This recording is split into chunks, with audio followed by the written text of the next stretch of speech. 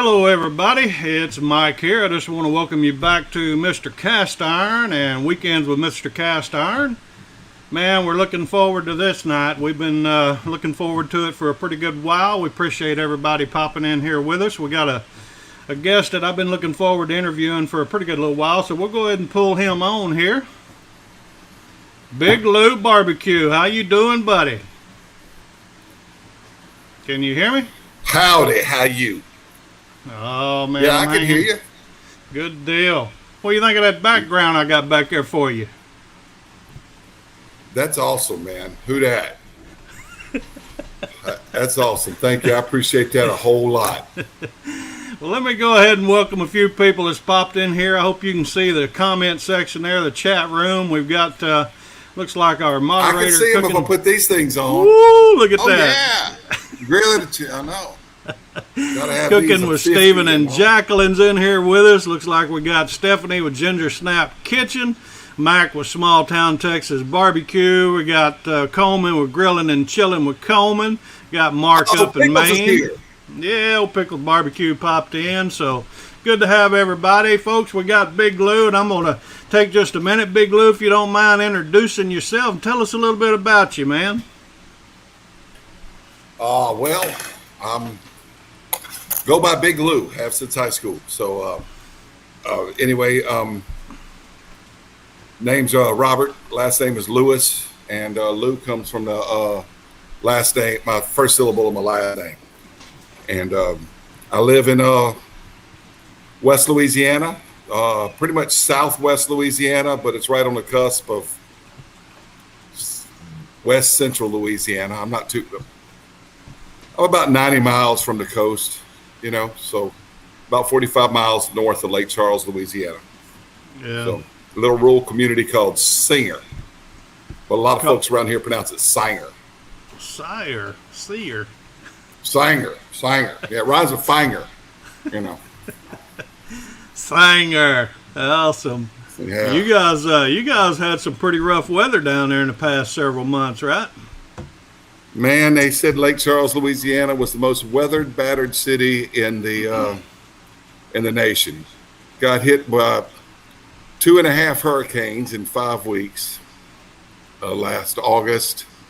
They got Laura and then part of Beta. Beta really hit in Texas, but Lake Charles got a good blow from it.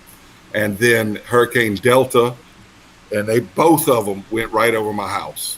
Both of them, and messed up my house. And it was a rough time for me because in between the two, it was a rough patch. But I'm starting to look forward. So yeah, talk more about that in a little bit. Yeah. Pickles is here, and I got to know something from Pickles. Every time I put up a video, Mike, within the first 30 minutes to an hour, I always get a thumbs down. One thumbs down. I get like 67 likes in the first day. One thumbs down in the first day. And I wonder if that's Pickles. I don't know who it is, but I always get that one thumbs down. Yeah. Howdy, Pickles. I love you, man. Yeah, I doubt it's Charlie, but it's just coincidental, I guess. Oh, I think so. Charlie's a good dude. Yeah, he really is. One day I'm going to have a beard like Charlie. One day I'm going to have a beard like Charlie. Yeah, I had a pretty long beard there for a while. Me and Craig were behind the garage barbecue, and there's a couple guys that go to our church out there that's got a lot longer than mine. They ended up shaving or trimming them a little bit, but one guy did. I don't know about D-Wayne, but I know Dave did. Yeah. Got Mrs. Cast Iron running sidekick with us. So there's Big Lou, Big Robert Lewis Jr. from down in Sanger. Is there a problem? Can you hear me? Oh. Yeah, I can hear you. Yeah, there's a problem, man. We're in trouble. We gotta stay in line because that's what she does for me, man. She keeps me in line. Well, I was wondering if I was doing something wrong. I don't know how to do all this tech stuff. I don't know how to do social media, use the internet, anything like that. We don't buy like that. The 60s or 70s.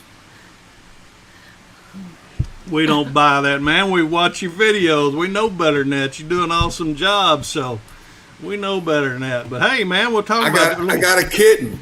Anybody want a kitten? Free kittens. Last of the litter to give away. I'm giving away 2 of them. I need to get this good barn cat. Catch snakes, mice, rats, small raccoons, and other vermin. Looks like Kent's popped in here, Daddy Dutch Barbecue. So good to have Kent with us tonight. So, and looks like Steven's got all your stuff in here, Facebook, all your YouTube, all your credentials and everything. Right. So, folks, if you've not yet been over to Big Thank Lou's you, channel, Steven. be sure and go over and check him out. Check out his videos. Be sure and give him a thumbs up. And if you're not yet subscribed to him, I know he'd certainly appreciate you subscribing. And likewise on this channel, if you've not given us a give us a thumbs up, okay? So we appreciate that. So, all right, well, good deal, man. Let's talk a little bit about your channel there. What do you think about that? There's not much to talk about. Well, I'm just a fella having fun with food, fire, and a phone camera in my backyard. That's it. I'm a fella having fun with food, fire, and a phone camera. Yeah. I show people what I cook for dinner, and sometimes people watch. Yeah. And sometimes YouTube sends me a little bitty tiny check. Yeah. Well, But I didn't know that. So, what do you want to talk about my channel? What do you want to say man, about I don't know. What do you want to talk about? You want to talk about what do you want to talk about? I'll tell you what I'd like to talk about. Ask me a question. I'll tell you I'll what. tell you what I'd like to. Go ahead. What's that? Go ahead. I need to thank Kent for letting me on this week. That he backed out, so I can't. I appreciate that. I never was on the hot seat because I know Hobo warned y'all never to interview me. But I want to thank you for backing out to let me get an interview in. Only 2 people have ever interviewed me before, and both of them stopped interviews after they interviewed me. Well, it ain't happening here, brother. We're going to keep on rocking and rolling. Good. I'm just glad we got you on here. But Glad you man enough, Mike. you know, I'll tell you what, I've got something been on my mind for a pretty good while, and I know you can answer this for me, but can you talk to me a little bit about what's called a Cajun microwave? Yeah, it's in Spanish it's called a cajachina. A cajachina. But there's companies that make them in South Louisiana. I think one of them is called Cajun Microwave or whatever. And I don't have one. Never really wanted one, but I've seen them used and seen them sold in some various hardware stores down here. It's a big box, usually made of plywood or something, and it's lined with insulation and aluminum, usually, or sheet metal of some sort, but usually aluminum. And insulated like a big cooler, and then on the top there's a tray, a trough that you put a whole bunch of charcoal in. Yeah. And it works like just a big Dutch oven, man. You put a whole pig in some of them. They're so big enough, Well, you know. well, that's So the reason. you're baking the stuff inside it. Yeah, that's the reason But why they're I used in wanted other to talk parts to of the you world, about too. that, because I've had people ask me about that, about cooking and roasting a whole hog, and that's how I run across. Years ago when I lived down in Texas, there was guys that had those, and you know, I never had used one, and I knew you probably were pretty abreast of those, what they're good for and how to use them. And I've never used one, but I've seen them in a few hardware stores and heard people who have them talk about them and stuff. So, you know, but I've never used them. Like a big charcoal powered oven or Dutch oven, basically, you know. The same principle. You put charcoal on top, and there might be a place to put some on the bottom, and you roast whatever's in a big box, you know. Yeah. So Grumpy Old Gringo says, "Good evening, Mike, Teresa, and Big Lou, and everyone." And I can't say "Let's say le bon ton." I don't know. Laissez le bon ton rouler. Oh, there you go. Roulette, yeah. What does that Laissez mean? le bon ton rouler. Let the good times roll, man. We're gonna pass a good time here, yes, sir. Let the good times Pass a roll. good That's time, cool. yes, sir. Papa Texas has I'm popped not- in here, and so good to have him with us. Grumpy Old Gringo with us. Who am I I missing? got a Teresa? question somewhere already. Oh, what I'm is not that? Cajun, but my late wife was half Cajun, and my kids are part Cajun. And seeing a lady now, she's Cajun. Does that count? I'm not Cajun. I'm redneck, but you know, I know a few Cajun phrases. Mr. Castdown, aside from Tasso, what other things does he think more people should know? That's your job. Read that to me, Mike. Yeah, well, you know, I want you to pull out them spectacles you got there. I know you're holding on too. So, They go on the back of my phone. Same phone I film video with. They go right here, like that. You probably use them in class, don't you? Oh, yeah. Yeah. Look at this. Somebody want this kitten? She's cute. I'll let you name her.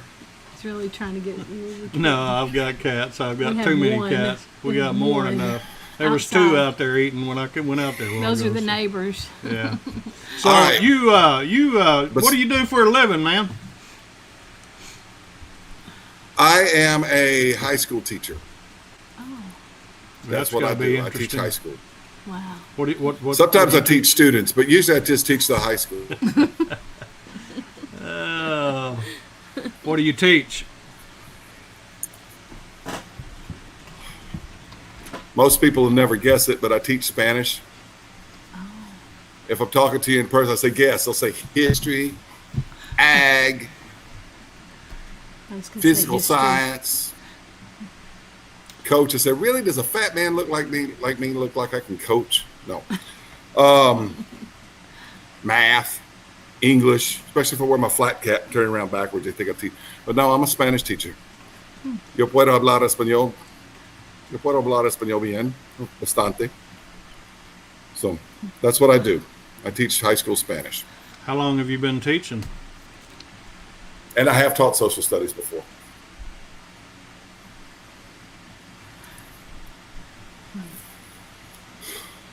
How long? Is there a delay? No. How long have you been teaching? Yeah, there was a delay. Since 1998. 98. Wow. This thing won't leave me alone.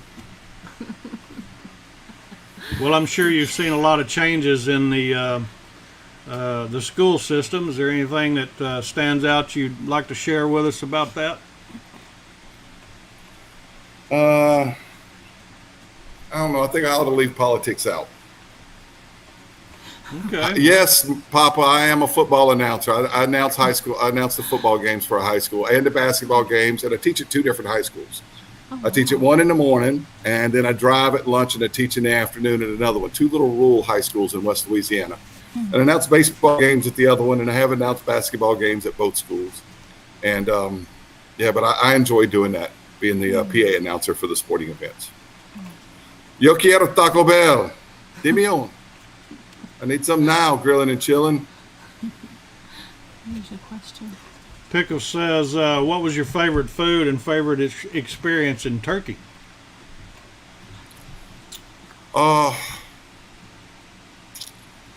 We had some shish kebabs. They invented shish kebabs in Turkey, and they had lamb and stuff on them, and they were really, really good. And the baklava was good, but that's Greek. But we were in Greece too. The baklava was good. Bought a bunch of Turkish delight, ate that. But my favorite food is actually a beverage. That's where I got exposed to Turkish coffee. I'd never had Turkish coffee before I went to Turkey. And oh my word, I am a huge Turkish coffee snob and aficionado now. I absolutely love Turkish coffee. Cool. So, since I've getting my channel, I've done some more things with Turkish coffee, and I used to like espresso, and I still like espresso, but Turkish coffee is a tengo que amar a Big Lou. Gracias, Papa Texas. Gracias. He says, I have to love Big Lou. That's what Papa Texas said. Big Lou has an awesome voice for announcing.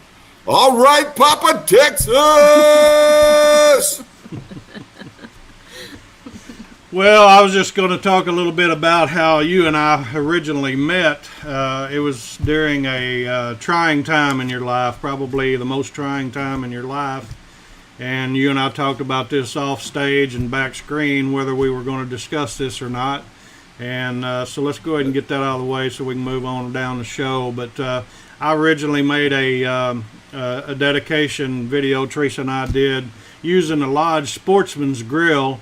And it kind of got a little bit of a movement going. I don't know, they put a hashtag to it, and several people created some videos. I'm indebted to you for that. I'm forever indebted to you for that. All right, folks. I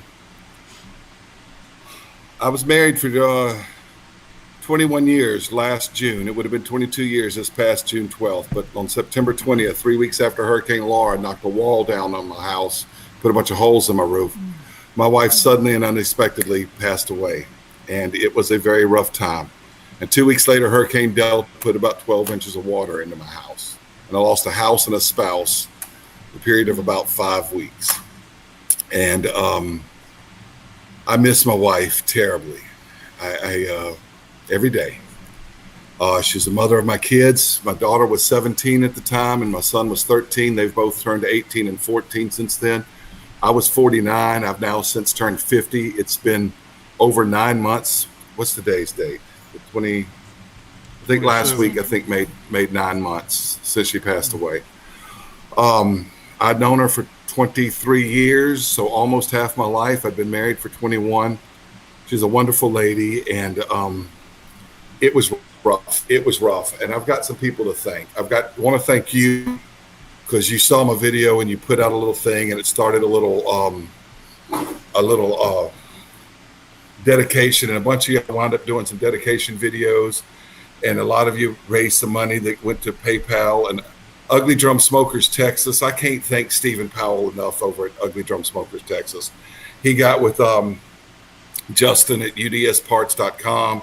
They had a raffle and a giveaway for an Ugly Drum Smoker kit or something. And I don't remember exactly what it was. Mike, grief is rough, and I'd never experienced grief like that. I want to thank my cousin.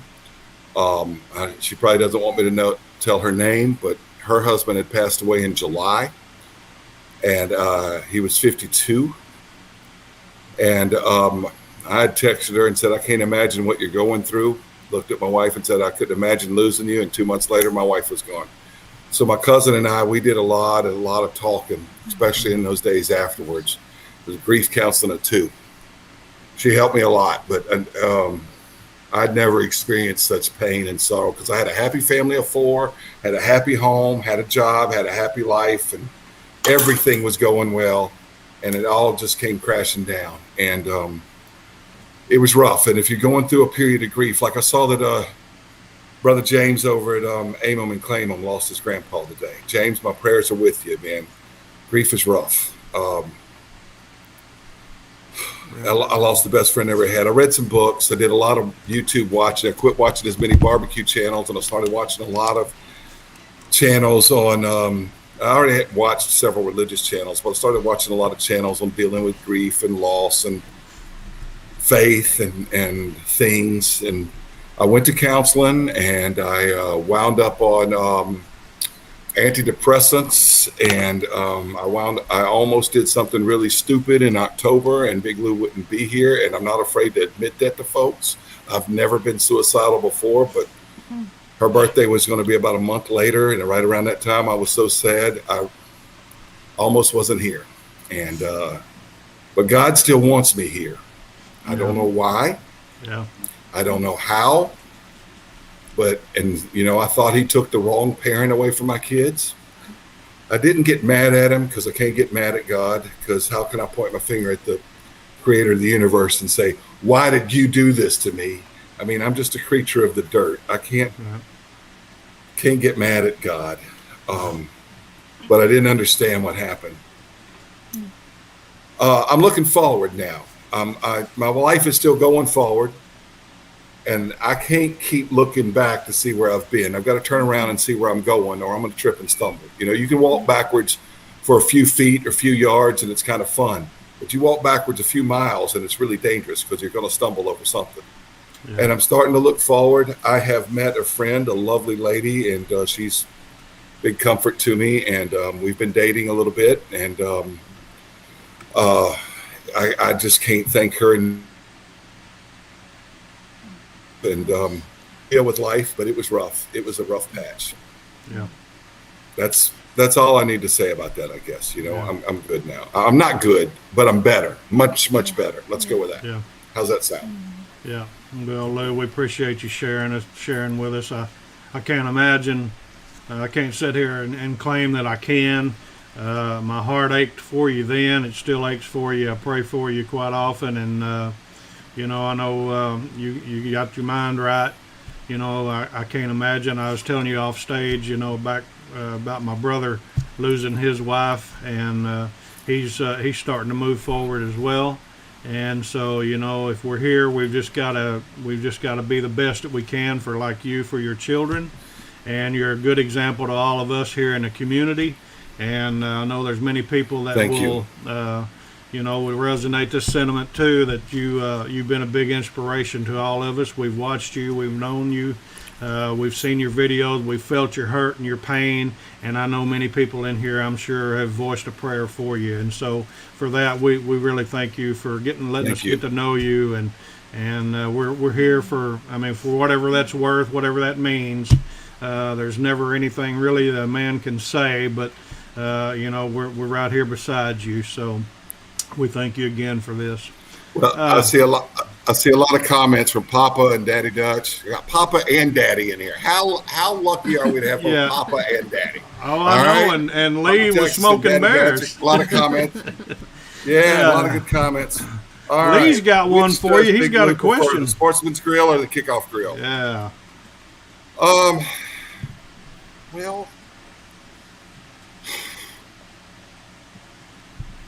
Well, that's like asking if I like jambalaya or gumbo. Hey. No? Okay. Those are both big parts of my diet here, jambalaya and gumbo. Yeah. They're different, but they're both delicious, Yeah. It's like asking, do you, I like the Kickoff Grill. The Kickoff Grill is cool. I'm going to say this. A lot of people who love the Sportsman's were down on the Kickoff Grill because they thought Lodge was replacing it, but Lodge is just having two. They've got an entry-level grill, which is about $79, which is the Kickoff Grill, and they've got the Sportsman's, which they sell on their website for about $150, but you could find it in the $100, $120 range in a lot of sporting goods stores and stuff. I got mine for $60 years ago, and I recently got updated with Carolina Chris Outdoors sent me a replacement grate because I'd let the grate neglected the grate. But the Sportsman's Grill has been around since the 1930s in some form or another. I actually got started in the late 40s as a grill, but it was a heater before that. A charcoal heater had like a dome top on it, and from what I understand, there was a salesman for Birmingham Stove and Range in South Louisiana, and he told him, he says, "Look, if you put a grill top on it, I can sell it to those Cajuns." And so the Birmingham Stove and Range had the Sportsman's Grill. So it's sort of got an Art Deco design to it. It's been around for decades. Used to be able to find a lot of them in the antique stores and stuff around here, but they've exploded in the past decade on the internet, and you can't find them as much as you used to. But the Sportsman's, the Kickoff Grill is it's a more modern tech. One, it's round. It fits round pots. Yeah. And two, it's only two parts. And it's easy to clean. It's only two parts, and I just brush the ashes off with a whisk broom. I hose it off if I have to. I run it inside to the sink, scrub it off with a cast iron brush, and clean it like I would any other piece of cast iron. It'll fit in a Dutch oven carry bag, and being that it's round and only two parts makes it very, very convenient. It doesn't have quite as much grilling space as the Sportsman's Grill. It doesn't look as cool as the Sportsman's Grill. And they say it's 2 pounds heavier, but I actually find it easier to carry with the two handles than I do a little bell handle on the Sportsman's Grill, which will kind of tip. I like them both, Bear. I like them both. Yeah. Mike over at Small Town Texas Barbecue won't know fat side up or fat side down for you. That depends if I'm sleeping on my belly or my back. Yeah, I kind of can relate. Sometimes to I'm a side sleeper, so I got fat on both sides, Oh, you're talking about barbecue. Oh, okay, I got that. All right. I use drum smokers most of the time, and in a drum smoker, it's fat side down because the heat's coming from the bottom. If I'm cooking offset, like in my Weber, I don't have a stick burner and I don't have a pellet grill or anything like that. But if I was cooking in an offset smoker, or if when I am cooking like offset on my Old Smoky or my Weber, and I've got coals on one side and the meat on the other, I'll put the fat cap up. Whenever it's the drum smoker, it's automatically fat cat down, and I don't think it matters as much as people want to make a big deal about it. Does Yeah. Thank you, Papa Texas. I see that on the screen now. Couple people here I want to recognize. Samantha Lewis is a friend of ours. She popped in here, always supportive of us. Ian Good's another one that we've interviewed. She's got a great last name. Yeah, she does. Little Eric is in the house with us. I don't know if you're familiar with Little Eric there, Big Lou, but he's about 7 years old. He's a little chef, little cook down in Trinidad. Matter of fact, he made a video today about me and dedicated it to me. It was over popcorn, so. And he danced. And he danced and made it in a cast iron skillet, looked like, or cast iron pot. So, Little Eric, we appreciate you, little buddy. Let's see, who else? Somebody take this kitten. Please take that cat from the boy, man. Please take that cat. It'll be a good barn cat. I'm telling you, it'll keep mice, snakes, roaches. Well, we got a football question here for you. Ian says, who's your favorite all-time Saints player? Well, he played technically for the Aints back in the 70s, but when I was a kid, But yeah, it would be Archie, Eli and Peyton's dad, Archie. Yeah, no doubt. Even though he went to Ole Miss, we forgive him for that because God forgives the saints. Yeah. Bible says it. God forgives the saints. It don't say God forgives the Cowboys. It don't say God forgives the Patriots. It says God forgives the saints right there in the Bible. So, Archie went to Ole Miss, but he played for the Saints. So, well, I must have a different version because I've read some that said there's saints and there ain'ts. Yeah. Well, Archie played when they were the Aints. You're right. But back in those days, my brother, he liked Terry Bradshaw, and he had gone to work at the college where my daughter's going at Louisiana Tech this fall. And I like Kenny Stabler. And I even like Staubach for the Cowboys a little bit. Hey, man, Archie, listen, you're getting but soft they won on more me. than the Saints did. Knows that. You're getting But I'm not soft a on big. me. I don't really like the Cowboys. I don't like those Cowgirls too much. But but You're getting a little soft on me in your old age. yes, man. Daddy Dutch, it did. Yeah, no doubt about that. Thank let's you, Daddy see. Dutch. Thank you.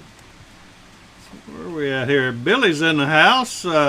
Strong's Adventures. So good to see Billy. He's up in a little farther north than you. He's in northern L.A. And He's way up there in Shreveport. Yankee, up there around Shreveport. Yeah. Like Yeah. Kix Brooks had a song called "Way Up North Around Shreveport." Yeah. Up there Well, on I'm just- I-20. I'm just across the border over in Arkansas, so I mean, that's just the way it goes. But don't you live in North Arkansas, or do you live in Yeah. South Arkansas? No, I live in northeast Arkansas, about 7 miles from the Missouri state line. So I'm about as far northeast as you can go in Arkansas. I went up there one time. It was a wonderful vacation up the Bull Shoals, the Flippin, and all that area. Mountain Home, Yeah. one of the best Yeah. vacations I ever took. Beautiful. Yeah, it is, really is. That's just west of us, and Beautiful. Mountain Home is where a lot of people go to the lake, and from this area even. Her brother, yeah. and my brother-in-law, they've got campers set up over there, and they go pretty regular. I want to pop this on the screen, and I appreciate Papa Texas for this, folks, in the chat room, and anybody that may be watching this live. We're just a good group of people here. We love to cook. We love to have a good time. We certainly do these interviews to get to know people a little better. And I just want you to see the heart of this man here down in Texas. I've never met Papa Texas. We've talked a little bit back and forth through our videos. But, if you ever have a problem, you can certainly reach out to Papa Texas or any one of us, and we'll try to be any way we can help you any way we can. So I appreciate that, Papa.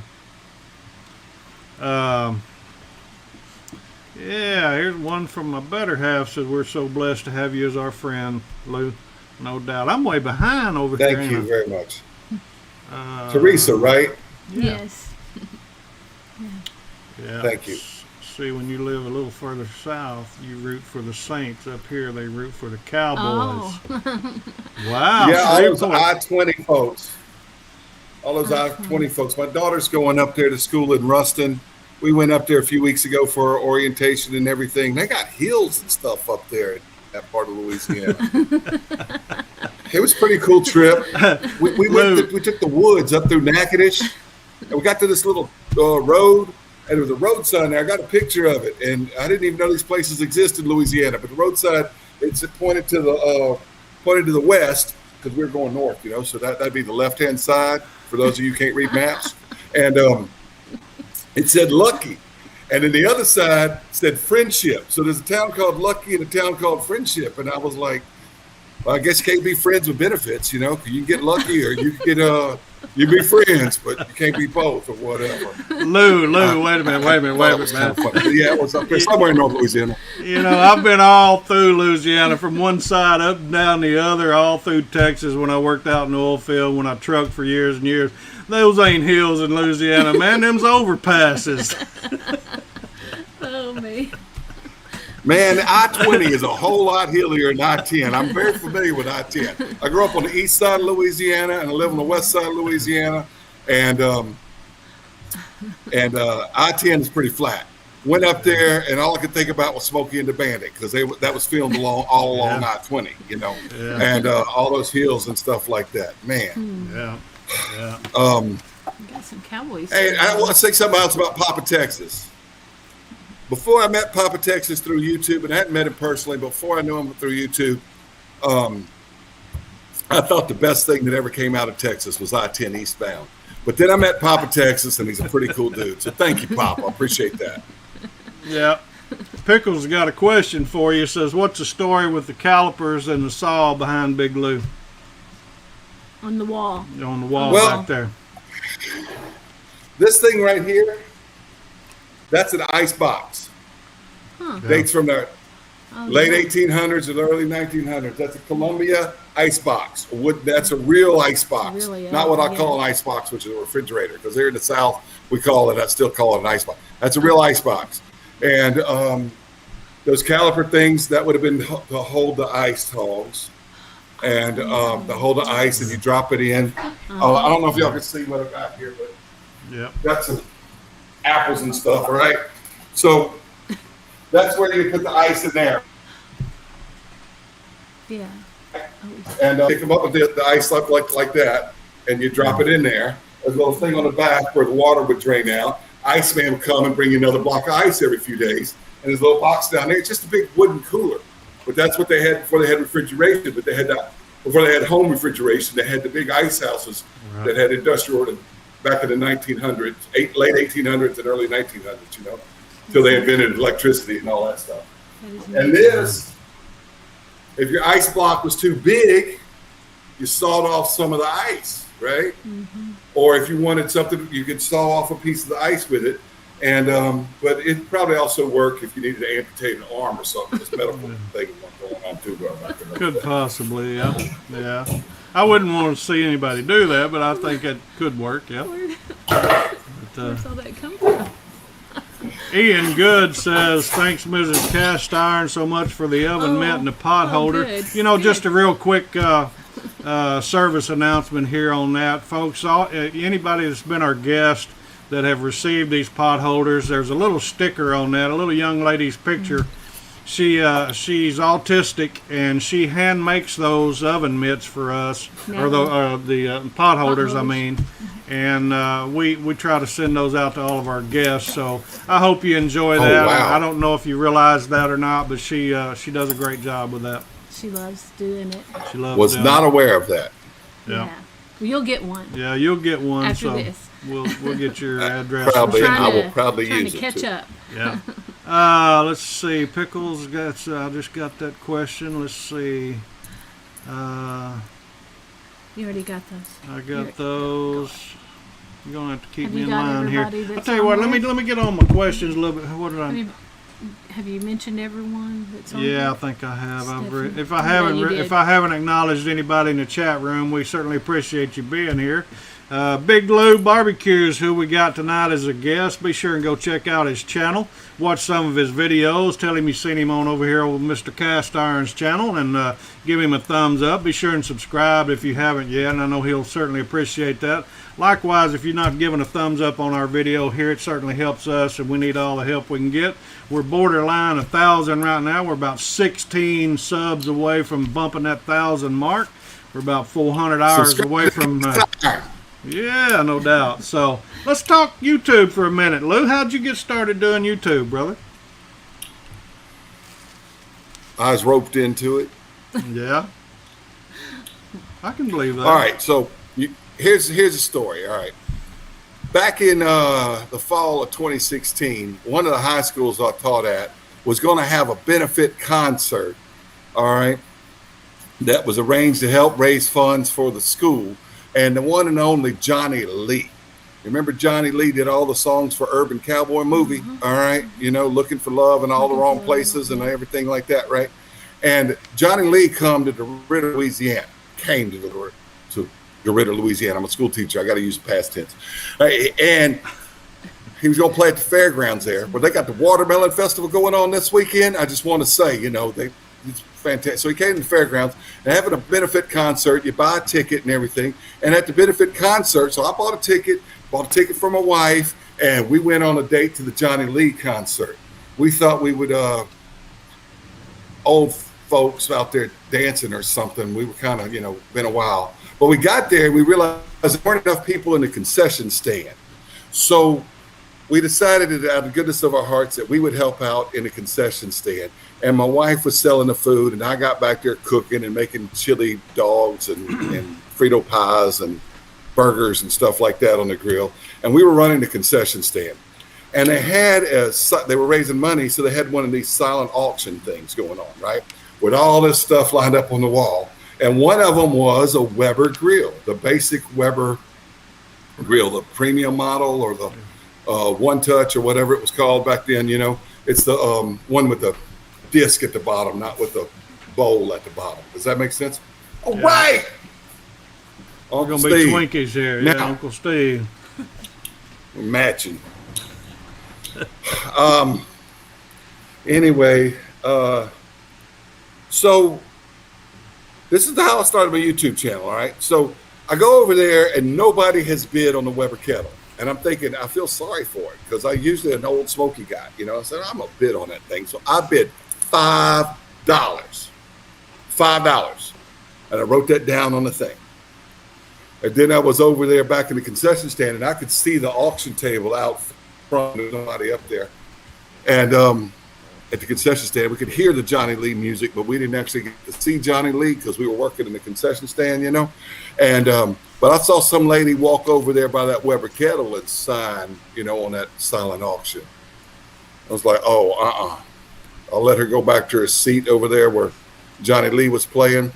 And when I got a little break from flipping burgers or whatever I was doing in the concession stand, I snuck out and I went over there, and she had outbid me by $5. She'd put down $10. I said, well, I'm not doing this monkey business. I just go up $10, and I wrote down 20 for a Weber kettle. And I went back, and I'm flipping burgers and making hot dogs and sandwiches and fixing boudin and everything else we're selling at the concession stand, because it's Louisiana. We got to have boudin in the concession stand, right? And so I see that lady walk back over there, and she wrote down 30. I was like, oh, this is getting serious for a Weber kettle. It's getting hot now. I'm happy with my old smoky. And my wife was like, don't go over there and bid on that. You got enough grills. 30. I said, but it's a Weber. She said, but don't you like your old smoky? I said, I do like my old smoky. I'm going to go over there. And I went over there and I wrote down $35. I told my wife, I said, I'm not going to go any more higher than $35. And so I was in the grill and I saw that lady walk back over there, and she looked at the paper and she walked on off. I didn't see her write anything down. I just kind of wondered, did she write something down or did she not? I don't know. But then during the intermission or toward the end of the concert or whatever, they got up and announced the winners of the silent auction, all the prizes and, you know, whatever was made by people and whatever. and the Walmart had donated the Weber kettle and to raise money. And big spender me, I got it for $35. Wow. So I had a Weber kettle, and that was the weekend before Thanksgiving. So now being a school teacher, I'm out the whole week of Thanksgiving. So the Monday before Thanksgiving, I'm going to use it, and I'm going to cook a turkey on it, because turkey is one of my favorite things to cook. I know that's one of your questions later, but it's one of the favorite things to cook. And so anyway, I hadn't cooked on a Weber in about 20 years at that time. And my daughter, Hannah, who's now going to college, was 14 at the time.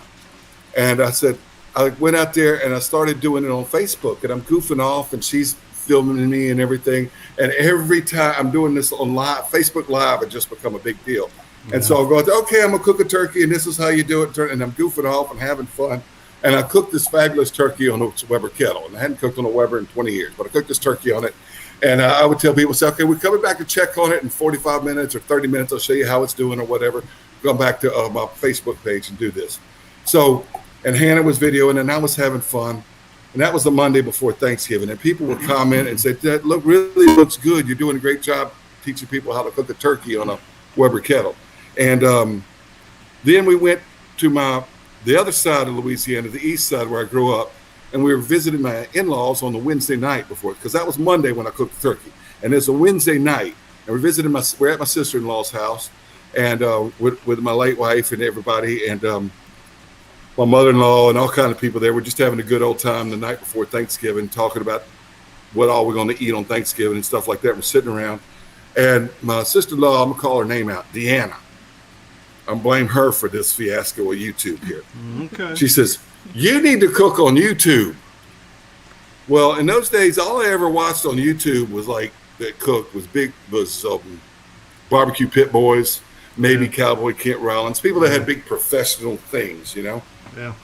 Every now and then I'd see some fella having fun with food, firing a phone camera in his backyard or something. But and she says, no, I watch a lot of cooking channels, and you'll be good. And I said, no, I won't be good on YouTube. I don't even know how to use YouTube. And my brother-in-law's like, you can make money on YouTube. No, you can't. If you're trying to get a YouTube channel, it's not easy, but you know. She says, you can make money on YouTube. I'm like, nah. So they kept hounding me. And my other sister-in-laws joined in. And they looked at my late wife, and they're like, she's like, y'all stop talking to him. Y'all going to get him to actually do this. And they're like, we're trying to. And then my brother-in-law, he says, look at this guy. And he showed me some guy in a robe or a dress or something, shoving a pin up a pineapple, dancing around. He says, this guy makes money on YouTube. I said, what does that have to do with cooking? He says, he's got a pin and a pineapple, and he does YouTube. You can do YouTube too.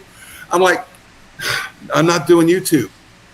Night went on. They kept hounding me. Oh, and Deanna's like, I'll show you how to sign up for it.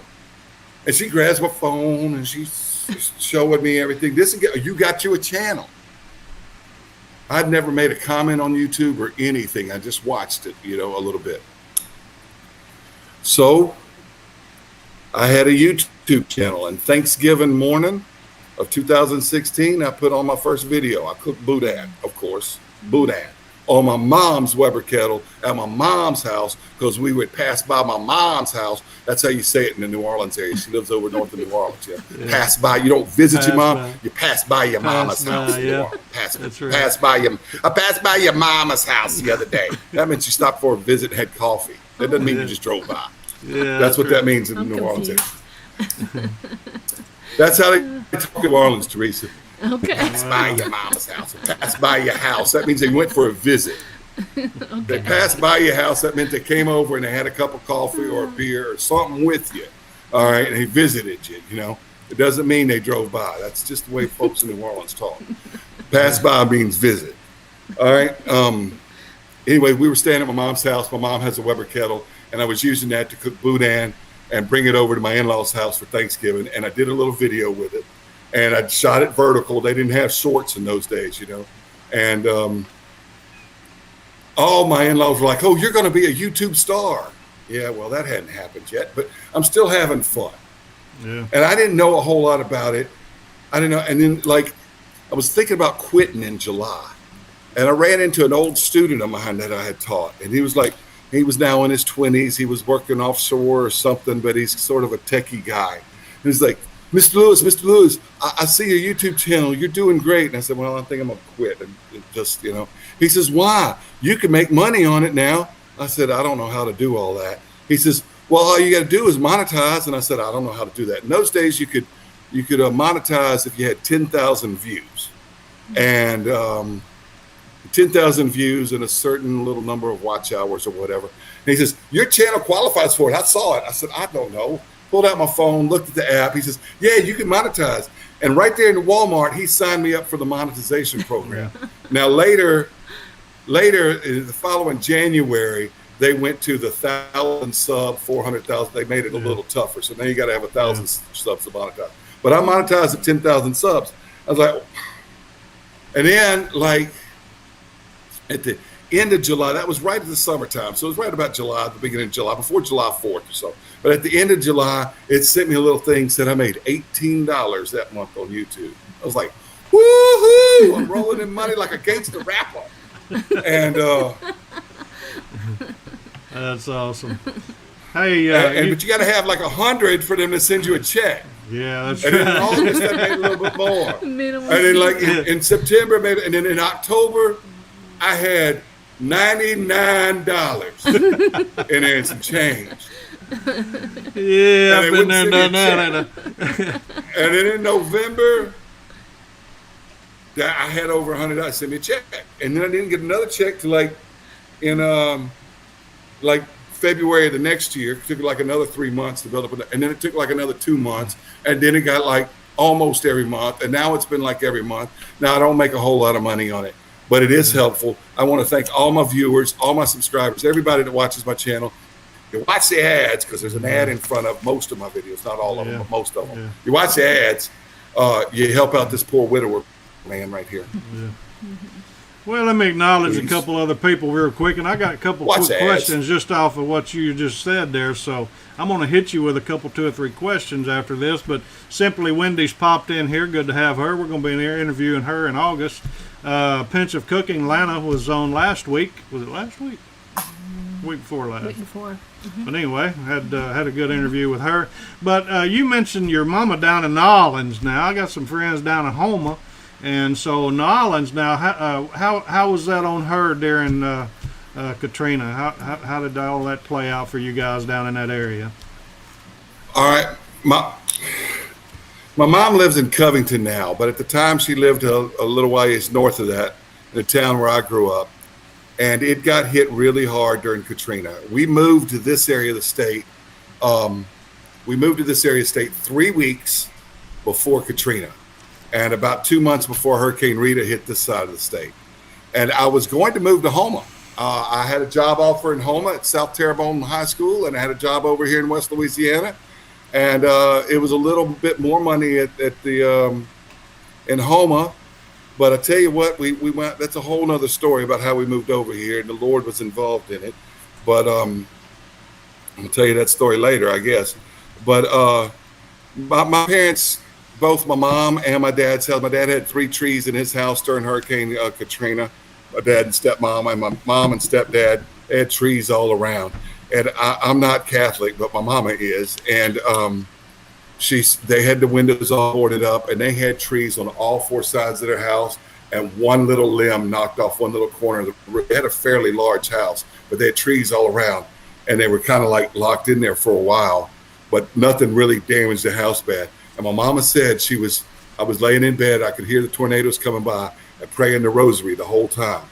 Now, I'm not Catholic, but she is. And she said she was praying the rosary, and she believes that's why the trees didn't hit their house or take their lives at that point in time. She said God was protecting her. So if you're Catholic and you pray the rosary, my mama swears it works. Yeah. So just letting you know. Covington, now that's on the north side of Pontchartrain, ain't it? Is that right? Yeah, I'm from the North Shore. We call it the North Shore. Yeah, Covington. Yeah. That's where my mom lives now. My dad, he bought a house. He and my stepmom bought a house there. A few years back too. My mom moved there in 2015, and my dad moved about 15 miles north of Covington in 2017. And then since then, my stepmom has passed away. She passed away in 2019, and She passed away in 2019, and this kitty cat keeps wanting my attention, y'all. She wants to be on camera. She wants to be a star. You take this cat off my hands, you will have a star. Put it in commercials or whatever, y'all. Putting little cat holes in my jeans. Hey, I got a couple quick questions here. You talked about Old Smoky, and Papa says, can you tell us about the Old Smoky factory tour in Houston? Can you elaborate on both of those questions a little bit?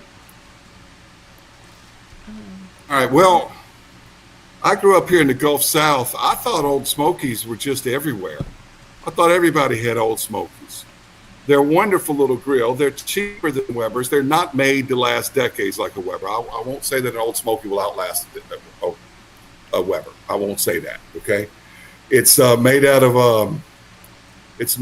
of sheet metal that's got an aluminumization on it, so it doesn't rust. But eventually they do wear out. I get 5 to 8 years out of one, but I take care of it. I know a lot of people that only get a season or two out of it because they don't dump the ashes, and eventually it does rust. All right, but you can get them. My Walmart sells them here for $65. You can get them at the hardware store for $85. On Amazon, they're about $100. Guarantee you, the large 22-inch Old Smoky, best cooking grill you'll get for under $100. You can't get a Weber for under $100 unless you had a charity Johnny Lee auction. Oh, Billy says, which one would you pick, Boudin or Gumbo? I like the way he spelled gumbo, but up there in Shreveport, they can't spell gumbo right. It's Gumbeaux. Yeah, that's what I thought too. Billy, come on, man. EAOUX. Hey, we're going to start a PayPal. We're going to start a PayPal for Billy and see if we can take up enough money to get him a haircut. Have you seen him lately on his videos? Look, man, I'm going to tell you, boudin, gumbo, and jambalaya are a big part of my diet. You can't get a belly like this. Oh my. Boudin, gumbo, jambalaya, big part of my diet. Gotta work hard on that. I'm just saying. There's another teacher. Let's see. You see why people quit interviewing me? I'm just telling you. Hey, we're just getting going. I hope you can stay with us a little longer. It's already almost an hour. We ain't even asked but 2 questions. And we hadn't talked about cast iron yet. I know. Lots of Sundays, not every Sunday. I never hear you talk about cast iron. I mean, I got a lot of cast iron to talk about. Lee asked you about the kickoff grill and the sportsman's grill, but what's Polly got here? I could hear this great guy talk all night now that I'm retired, not saying I'm not busy. Okay. What I missed, baby? Polly, thank you. You were also one that I met during that tough time of my life 9 months ago. Yeah. You did a fantastic video in my honor, and I really appreciate that. I'm never going to forget it. If you hadn't checked out Paulie Detmertz, now he's a real Yankee, not Shreveport Yankee. He's like Michigan or somewhere. You know, he lived way up there, but he's a great guy, and he's got a great channel. Check him out, y'all. Yeah. Let's see. I looked at the questions you were going to ask, by the way. Yeah. Simply Wendy says she's a teacher also, retired. So. And there it is. That's what I was. All right. What did she teach? She didn't what did she teach? We'll have she to get her to didn't say. tell us. Wendy, can you tell us? I'm way behind on the comments yeah, here. you are. Polly said, Emma, really? I keep telling you. Well, you know, Lou's got me sidetracked here. I'm trying to focus on him. I can't focus on 2 things at one time. See, Polly said it's possible to see a collaboration cook between Mr. Cast Iron and Big Lou. That's possible. We might be able to coordinate something like that. Yes, it is. I'm more positive than he is, Polly. I can do it. I don't know if he will, but I will go up to Arkansas and do it. Let's see here. How's the fishing pond doing? Not sure about that. I don't know. Either. My son's talking. He says, Dad, we got to start fishing a pond again. To be honest, I have not gone out there and fished since my wife passed away. I don't know how it's doing. I don't know. I hadn't gone out there, but my son's talking about that. So I got to get the weed eater out there and go out there and weed eat around it and everything. I have not gone out. I got a fishing pond in my backyard, and I haven't fished it in 9 months since my wife passed away. But I'm starting to turn things around, and I need to go out there and fish it. Yeah. Billy said he'd trade his Weber for an old Smoky in a heartbeat. And I never finished that story either, Mr. Mike. I never finished that story about about Old Smokies, all right? Yeah, so I that's thought right. they were everywhere, right? And come to find out, when I got to be an adult, I realized that they were just sort of a regional thing here in the Gulf South. They're made in Houston, Texas, have been for a long, long time. In fact, they started the same year as Weber Kettle, all right? What happened was the factory's been there since about like 1902 or something. It's coming up on its 100th year anniversary. And the factory's about to get demolished because they're going to put an interstate exit right where it's at, and they're going to have to move the factory. But the factory used to make stovepipe, and they used to make gasoline cans, and they used to make lard cans, and they used to make all sorts of stuff like that, buckets and pails for whatever and stuff like that. And in the 50s, they had a party there, and some of the workers that worked there had two of the buckets they made, and they had the buckets on top of each other, and they put drilled holes and bolts through it and put the grill grates in there, and they were grilling food at this company party they had about 1952 or 53, and the owners of the business walked by and saw what he did, showed them how they did it. They started making barbecue grills in the 50s, and by the 1960s, talking about like 10 years later, all the company did was make barbecue grills. And then they sold it to a family that owns it now in the 70s, and they're getting ready to they want to move the factory and resell it and do stuff. But they've been distributed. You buy them at local hardware stores and stuff, but to the Walmarts and some of the bigger box stores. There's a home improvement store here called Stein in this region, kind of like a Lowe's or a Home Depot, but it's regional here to South Louisiana. They sell them, and you buy them at Ace Hardware and stuff around here, but they're only sold like in the Gulf South, like Houston and Texas area, and maybe over like toward Mississippi. And I think they're harder to find when you get to Florida. But growing up in this area, they were just ubiquitous. The Cajuns around here love them. It's even on your Cajun hurricane evacuation list. You got to take your Old Smoky with you. Yeah. I love them. So Old Smokies are great, and I've got a lot of videos on why I think they're great. The factory was fabulous. The tour was fabulous. Seeing the guys there and everything. It's a genuine Texas thing, but it's very popular also here in Louisiana. The Old Smoky grills. I absolutely love to cook on them. It's a rugged simplicity about it. It's not complicated. It's just a metal device to put charcoal in and cook with, and it does a great job. And on the big ones, the coals are 8 inches from the thing, not just 5 inches. So it doesn't sear your steak too well. You got to kind of modify it a little way. But you put a chicken on there and it's not flaring up. Or you put burgers on there and they don't flame up, because burgers are notorious for flaring up. But on Old Smoky, you can cook burgers real easy because you got about extra 3 inches of clearance between the coal grate and the cooking grate. Does that make sense? Yeah. All right, Papa, that's my Old Smoky story. I'm sticking to it. I love them. Absolutely love them. Paulie's got to bounce out. He said, folks, God bless you all. I'm going to cook off some burgers. Great interview. Paulie signing out from Davison, Michigan, not far enough from Flint. So appreciate Paulie. He just moved back to Michigan area, his home area from Seattle. So, Paulie, take care of yourself, buddy.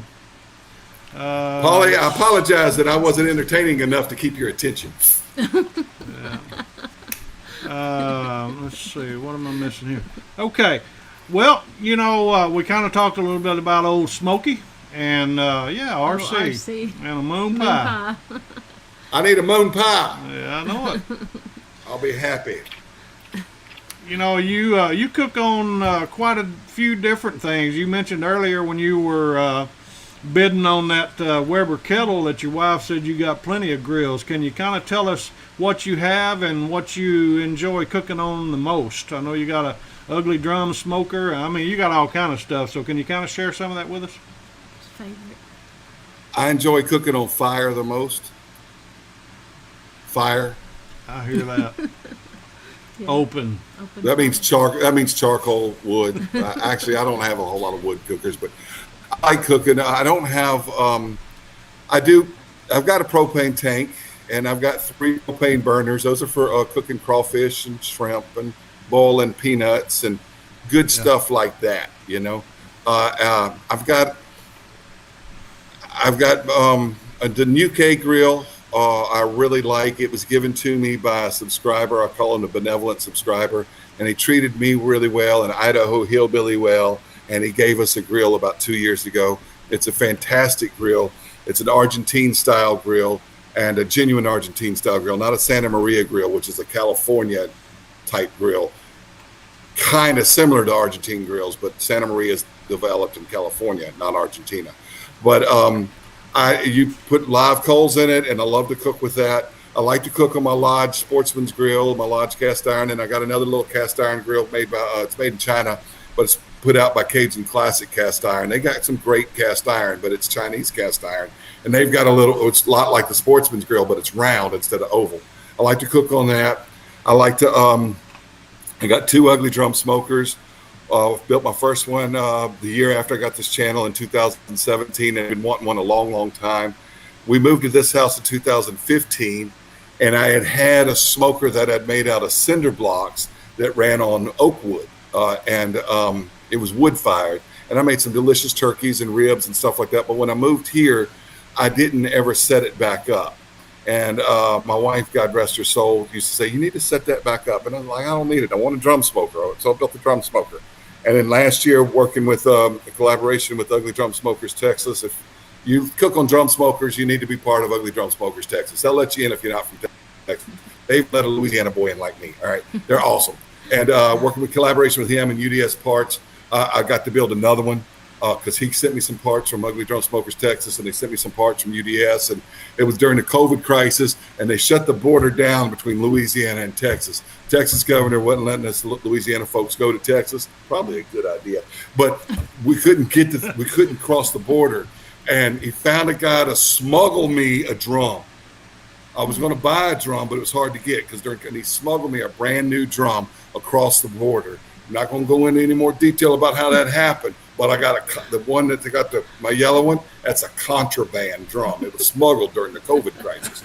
And I built the second one last year, and I love my drum smokers. I did 3 pork butts the other night. My daughter was she's in a theater camp she goes to every summer, except not last year because of COVID. But and they put on a play, and she played Dorothy from Wizard of Oz, but the play had lots of different characters in it. But her character was one of the main ones. But it had Tom Sawyer and Sherlock Holmes and Heidi and a bunch of book characters in the play, right? And my daughter was Dorothy. Anyway, they're having a cast party, and I don't do competitions. I'm not interested in doing barbecue competitions. I'm not interested in having a catering business. I just cook for fun. I'm just a fella having fun with food, fire, and a phone camera. But every now and then, like for her cast party or my kids' band camp or something like that, I will cook. And I usually do pulled pork because it used to be cheap and go places. And I cooked 3 butts the other day in one of my drum smokers. That video is coming out this week for her cast party and her play. And she did a fantastic job, y'all. And I just love to cook on drum smokers. They work well for smoking stuff. And I like cooking on little mini grills. I like my little Weber Smoky Joe. I like my little Old Smoky tabletop grill. I like my cast iron hibachi grills, all 3 of them, the kickoff grill, the sportsman's grill, and the little Cajun Classic grill. I made a grill out of bricks the other day. I love to cook on that. I like to cook with fire. Yeah. And a Zippo. And that's, if you don't light your grill with a Zippo or a match or something like that, you ain't got a real grill. Yeah. Yeah, I seen that homemade grill Just you made. saying. DPS Wonderful Worlds popped in here. You got so a good to have battery-operated you with us. dial. Now, Yeah, I you like know that what? little grill The you Blackstone made guys, they do a great job. I got to apologize. I'm teasing y'all a little bit. They do a great job, the Blackstone guys. They do. But and all those guys that cook on the flat griddles, they do a great job. But I don't see anything that they've ever cooked on any of those channels that cook on those griddles that I can't cook in cast iron, except that they cook more of it because they got a big flat place to cook it. Yeah. Let's do fried rice. Okay, great. Well, I can do fried rice in a cast iron skillet or a cast iron griddle. Yeah. Let's do smash burgers on a cast iron griddle. I can be cooked either inside on my stove, and I don't, of course, in a skillet I don't have as much room, but I got so much dang cast iron around here, I could set up enough where I'd have enough space to. Does that make sense? Yeah. So I don't have one of those. And the only reason I don't have one is I enjoy cooking in my cast iron more. But those guys that cook on those griddles, oh, they're getting really good. There's a lot of great channels that have those flat top griddle things. They're really, really popular. And I'm not criticizing anybody that doesn't have one, that has one. They even got air fryers on them and all kind of things, you know. But I can cook. I don't see what can be cooked on there that can't be cooked on in cast iron. And I'm not cooking for a crowd. I don't have parties over here, and I don't. Does that make sense to you? Yeah, you just opened up a can of worms there. You got an air fryer? Yep, I got an air fryer because I got a YouTube channel. I didn't have an air fryer before I got a YouTube channel, but a company contacted me about 2 years ago, wanted me to review their air fryer, 3 years ago maybe now. And I said, okay. And my wife was like, yeah, get an air fryer. And I was like, why? All right, my mama was going to give me one time, and I didn't even know what it was. This was about the time I started my YouTube channel. And I said, no, I don't need that. She's like, oh, I love the air fryer. So this company said, we'll send you one. So, okay, well, it arrived, and it wasn't an air fryer. It was an ice maker, one of those ice makers that you put on your counter for like parties or something. So I sent the guy an email. I said, I thought I was getting an air fryer. They said, did the air fryer come? I said, no, it's an ice maker. And he says, oh, let me talk to my boss. And so the guy comes in, he sends me another email, and he says, the boss says, just keep the ice maker. It'll be too much to ship it back, and we'll send you out an air fryer. And I said, should I do a video with the ice maker? And he says, let me talk to my boss. And he goes back, and he comes back, and he says, boss says, if you want to do a video, that's fine. 20% off the ice maker. So I did a video for the ice maker anyway, and then the air fryer came. So I wound up getting an air fryer and a thing, and I didn't go into YouTube to get free stuff, but they sent me one. And I got to tell you, I don't use it like it could be used. A lot of people cook all kind of stuff in it. Like Booger, she cooks all kind of stuff in it. She's cooking shrimp, she's cooking chicken, she's cooking stuff in it. I use it to heat up frozen food and leftovers and French fries. Yeah, Booger does a good job. It's good. It's nice. Looks like Papa's started a new air fryer channel, but yeah, I watch Booger stuff all the time. She's really good at it. We got an air fryer. You know, Papa and Booger did a live thing last weekend. I think it was. They did a live thing earlier in the week or last weekend or something. They were on together. It was a good show. Yeah. You know, before we get into cast iron a little bit, I want to talk about that certainly. But what please on your we'll definitely do that. But on your videos, I want to get back to your channel a little bit. How do you record your videos, and you know, how do you edit your videos? First of all, I didn't want to go into YouTube. I've explained that, and I haven't made any big investments into my YouTube channel. I just and all I say is I'm a fella having fun with food, fire, and a phone camera in my backyard. So. It's this phone right here. This is an iPhone XR or something. I don't know. And before that, I think I had an iPhone 4 when I started my channel. Had very little data on it. So most of my first videos were less than 2 or 3 minutes. Then when I got a better phone, I realized I could run my mouth for longer. So I started doing that. And I downloaded a little editing app, and it used to be free. But in January of 2020, some other company bought it, and they made a bunch of improvements to the editing app. And they started charging, I forgot what it is, but it's $20 or $30 a year to use the editing app. So that's the investment I've made. So I shoot everything on here. And by the way, I'm watching you right now, Mike. Hey, look at that, man. Look at that. That's pretty cool. That's a couple good-looking guys right there, you know, with a good-looking woman there, right? Awesome. I love it. Yeah. Well, you got one with you, but, you know. Yeah. Anyway. I got a lady I'm seeing though. She lives in Lafayette. I heard about that. Yeah. Anyway, back on topic. I shoot everything on this. I edit everything on this. I upload everything with this.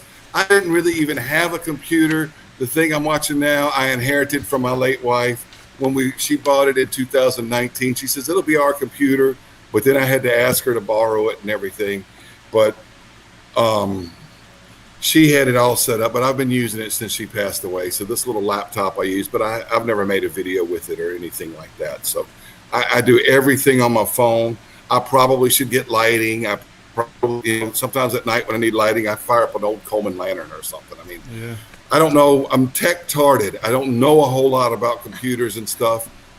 When I graduated high school, I was the last class in our school district to not be required to have a computer course. And, it was the 80s, right? And back then, if you had a cell phone, we didn't call them cell phones, we called them car phones, right? And you had a car phone, you were a yuppie scum. And if you had a computer, you were a geek. And I didn't have any of that stuff. I didn't know.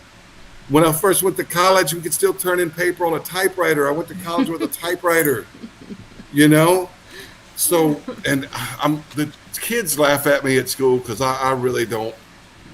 I know what I got to do to get through and do stuff at school.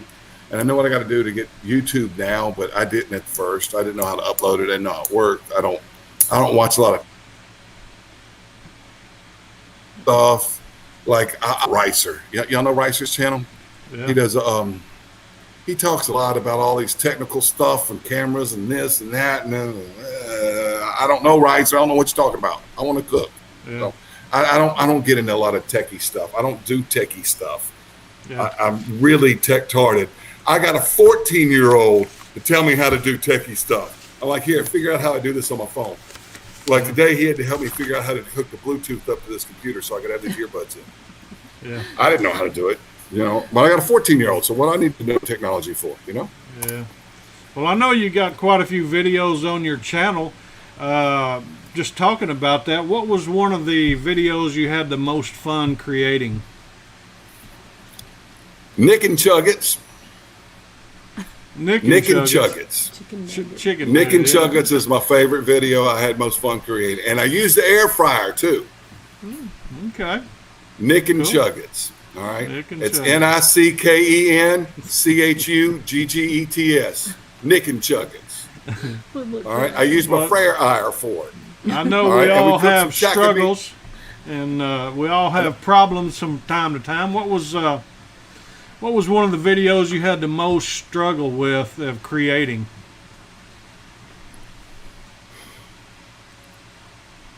All right. It was lamb ribs. It was the summer of 2019, and it was right as the editing app was being. It was the editing app I used is Splice, and it used to be owned by GoPro. And GoPro, I just knocked over an olive oil bottle. I'm sorry. You didn't clean it up? It was yeah, no, it's got a lid on it, so it didn't break or anything. I'm just standing it back up like that. Well, you got. By the way, I fan got that just popped ADD. in there. If you can't, hey, I know him. All right, he was a former student. And he used to play. And he's a fine chess player too. Hey, Colin, fine chess player. Yeah, all right. Anyway, appreciate you popping in. Where was I? I got ADD. That's attention deficit. Oh, that's a really cool Who Dat logo you got back there. Thank you, Mike. Disorder. Yeah, I got the same problem, man. It's all right. We'll just bounce off of each other here, but so. All right. Anyways, so what was I talking about? Before I was talking about the most difficult video. Oh, you had yeah. creating. So the lamb. So I bought these lamb breasts. All right. It looks like lamb ribs, but it would have been the sternum and this part of the lamb. They're called lamb breasts, and I'd never cooked them before.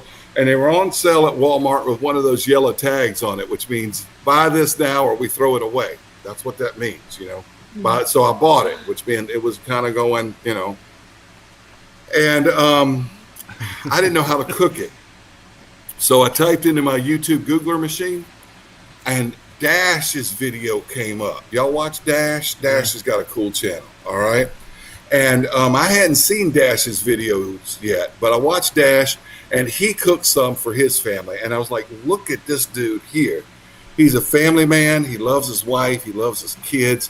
And he's cooking these lamb breasts, and I just enjoyed it. And I learned from it. They all thought that they were too fatty, okay? And he said they were good, but they were too fatty. And he cooked them. He's got all his smokers and everything named. If you watch Dash's channel, he names everything, all right? And he's got cute names for everything he cooks on. Anyway, so he did these. And so I learned from that I'm going to make this video with this lamb breast. And I learned that I needed to do a lot of trimming on the fat first. So I took the fat off and I made lamb tallow with it in cast iron, which was really good for frying eggs and stuff. And I cooked them on my old smoky, and the shooting video went well. But it was the week that they had changed the editing app. And I told you I'm kind of tech-tarded, and everything was backwards. Everything was weird. Everything didn't work as I thought it should work. I didn't understand it. And what should have taken me an hour and a half to 2 hours to put the video together took me about 6 days to put the video together. And then I had to ask my son, and he wasn't very familiar with the app, but he had figured out this is what you got to do. And he said, why don't you just watch a YouTube video on it? And I said, because they speak a foreign language, and I only know English and Spanish. I don't speak tech, I don't do it. My son says I have juvenoia, all right, which means you're afraid of young people and new things and stuff. I don't know. Anyway, it took me about 6 days, and I was really frustrated, and I wanted to throw the phone away. And then I tried to use iMovie to edit it, and that was a disaster. And so I finally figured it out, and I've gotten used to the app now, and I really like the app, and the app does great, and I can edit the movie now. But that was frustrating because they changed everything. Yeah. Does that make sense? Yeah. But it's one of my favorite. It's one of my favorite videos. My late wife is at the beginning of the video doing a little skit with me. I go back to it so I can hear her voice because I can't hear her voice anymore. So the lamb breast video, and it's also how I found Dash's channel. SDS Barbecue is his channel. Steel Drum Smokers Barbecue. He cooks on a lot of different things other than steel drums, though. So, and he's a caterer, and he's got a great channel. Dash is awesome.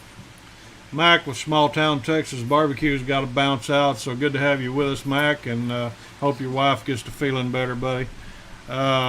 Billy take care of her. Has got a question. He says, when is Big Lou going to make stickers?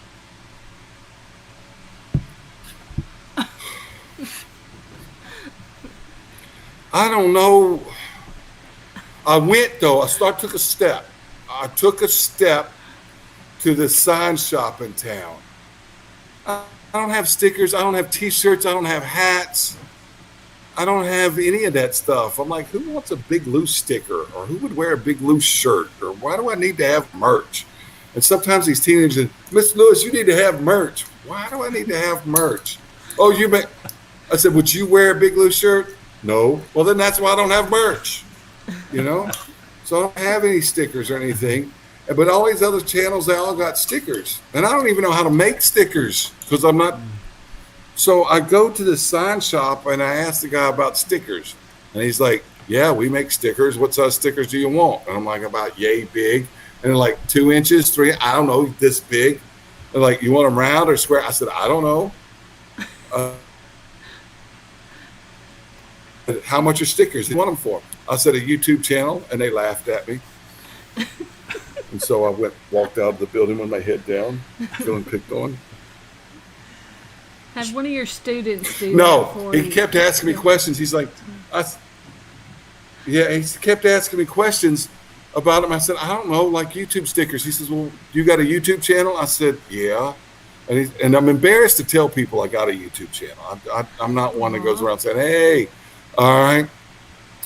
So, I tried to describe them to him and everything, and I showed him my YouTube channel and stuff, and he's like, well, I said, I've got some that some other YouTubers have sent me, and he said, well, you bring them in and show them to me, and he says, and if we have to design the logo, then that'll cost more, and then if you don't, because I don't have a logo for my channel, all I got is a snapshot of me and a grill, I don't even have a logo. All these other cool people, they got logos like Papa Texas logo right there, and Strong's eventually, and Pickle's got a cool logo, and all these people got logos. I don't know how to do all that. Just got my ugly mug and a spatula in my hand, smiling. I mean, and all these people got cool intros and stuff, with stuff blowing up and everything, and all this like, food porn and everything when they go open it, and they show like the camera pan. Like some ribs or something, it blows up, and you're watching the coolest barbecue channel on all of YouTube. All I do is show like 2 frames of what I cooked that day. One says Big Lou Barbecue and one says what I'm cooking. And then I just start running my big mouth. That's all I do. I don't have intros or logos or stickers or shirts or hats or vacation plans or anything. So I walked into place and asked the guy about the stickers. And he said, can you bring some samples? So I came home and I gathered up some samples. I got Carolina Chris's Outdoors, real cool little sticker that he sent me. And I got just like a bumper sticker. Boy, it's got this dog up there up on a pit barrel cooker and it says YouTube on the side. A big old rectangle thing he's got. And I got some other stickers from other YouTube channels and stuff. And thought, well, I'll go up there and bring them to him and show them kind of what I'm looking at. But I hadn't gone back. So I don't know. Maybe I'll buy stickers. Florida. I don't even know how to get stickers. What's that? I said, that square one sounds like Big Rob down in Florida with the YouTube. That's what I said. Barbecue Pit Dog. Yeah, barbecue Pit Dog. Yeah. Hey, Big Blue says, Papa says he wants a sticker, and I do too. Billy said, what do you say here? I know what part of Louisiana Big Lou lives in. It takes a long time for the guy at the telegraph office to decipher that video. And then he says, get a hold of him. Hey, I did a sort with Morse code, man. What did Rhonda say there? Get a hold of Rhonda. He said, get in touch with us, mainly Rhonda. She'll help you on editing, I guess, probably. So, but hey, let's. All right. My girlfriend's got a daughter, and I understand that she might help me make a logo for my channel, something real cool and everything, cartoony figures and stuff blowing up and all kind of cool stuff and flames and everything. So I guess I got to get cool. Yeah, Stephanie says some of these YouTubers, man, y'all got some cool intros. Like Billy Strong's Adventure, he's got a cool intro, Yeah, he does, yeah. You see what my logo is right above your head there, Lou? It's just my old ugly mug and a skillet. Can you believe that? So you holding a spatula would be perfect, man. That'd be awesome. Old skillet head there. Neat. You see? Got a T-shirt that says Mr. Cast Iron on it. Yeah. I wear an apron that says Mr. Cast Iron. All right, I'll get stickers. What am I going to do with them? Just mail them out to everybody? Yeah. What would you do with my stickers if I gave you stickers? Put them on a sticker board like that right there. You can't see. All the ones I've gotten from YouTube channels are in a drawer. Yeah. Put them on a board. I got all mine in a drawer that people send me sometimes. Somebody puts them. I guess I need to make me a sticker board. Yeah. Well, let's talk cast iron for a little bit, man. We're all right, I'll do stickers. Into this. Yeah, you need to do some stickers. Go to stickermule.com. They'll even send you a bottle of hot sauce with their stickers when you get an order. So, do I have to have a logo already made up? I like hot sauce. Yeah. You need to have something. You need to send them a picture of. Recently, you went down to a craft fair, or not a craft fair, but like a festival, and run into a bunch of cast iron, if I remember right. You care to talk to us a little bit about that? Well, the little town I teach in is called Maryville, Louisiana, and they have a little heritage festival every year. It's a little town. It's got like 1,300 people in it or something, a little small place, That's where I teach. The school has 950 kids in it. No, 550 kids in it. 550 kids in it, pre-K through 12th grade, the entire school that I teach at. The 9th grade has 150. The 9th through 12th grade is 150 kids. That's the high school that I teach at in the morning. And the one I teach at in the evening has about 380 or something kids pre-K through 12th grade, and about 90 kids 9th through 12th grade. All right. I mean, I teach in some rural areas. All right. There's cattle fields and everything right around the school. I teach in some country places. So they've got a little small festival, and I went there, and there's one guy has H&H General Store, and he had some cast iron for sale and a bunch of other stuff. And there's another guy that kind of works with him named Providence Peddler. And Providence Peddler, I met there, and he does a lot of restoring of cast iron. And I like to do cast iron too, but I just like to do oven cleaner and stuff. But this dude has an electrolysis tank, and I'm not interested in building an electrolysis tank because my cast iron collection is about complete. I'm not interested in buying a whole lot more. I'm not interested in restoring a whole lot more. I've done that, been there, done that, and I like my collection. And there's about 2 or 3 more items I want to get at cast iron. And then once I get that, I don't think I'm going to buy any more cast iron. But anyway, I had an old Lodge 3-notch skillet, deep skillet that I had him restore. And then I had an old, what I thought was a single-notch Lodge, but might be a copy of a single-notch Lodge I had Providence Peddler restore. So anyway, Billy said, I can talk about Rhonda antique said we cast need to iron. meet up one weekend and she'll put your stickers on some magnets for you. So you and Billy need to meet up and she'll take care of you there, sounds like. We're meeting Manny. Let's meet at Toledo Bend, Billy. Let's go to Toledo Bend on a camping trip. All right?